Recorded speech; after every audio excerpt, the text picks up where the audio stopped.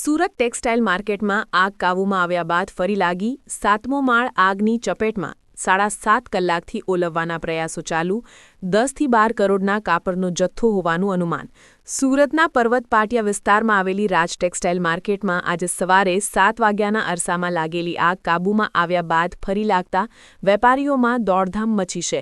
Textile માર્કેટના ground floor પર લિફ્ટમાં આગ લાગ્યા બાદ 7મા માળ સુધી ફેલાઈ હતી, જેના કારણે ફાયર બ્રિગેડ કોલ જાહેર કર્યો હતો।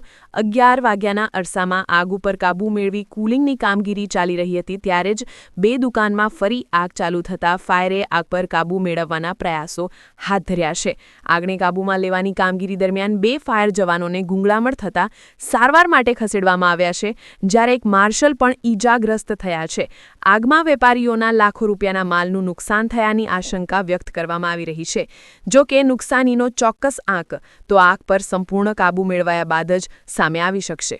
7:15 કોલ મળેલો અંજાન વ્યક્તિ દ્વારા કે ધુમાડા નીકળે છે રાજ ટેક્સટાઇલમાં। કોલ મળતાની સાથે જ 5 ફાયર સ્ટેશનની ગાડી ઘટના સ્થળે પહોંચી ગયેલી। ઘટના સ્થળ પર આવતા જાણવા મળેલું કે વધારે પ્રમાણમાં મેન પાવરની અને અધિકારીની જરૂર હોય તો તાત્કાલિક ઘટના સ્થળે પહોંચી ગયેલા અને અત્યારે હાલમાં કામગીરી ચાલુ છે।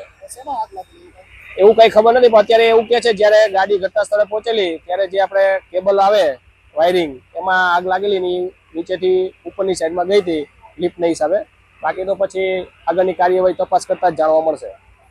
કેટલા માળે આગ લાગી હતી, કેટલી બિલ્ડિંગો ફ્લોર પર છે આગ?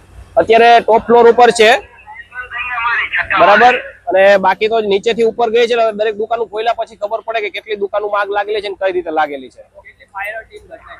અત્યારે 8 થી 10 ટીમો ફાયરની ઘટના સ્થળ ઉપર છે। હા, મેસેજ આપો ના, જાનાની કોઈ નથી।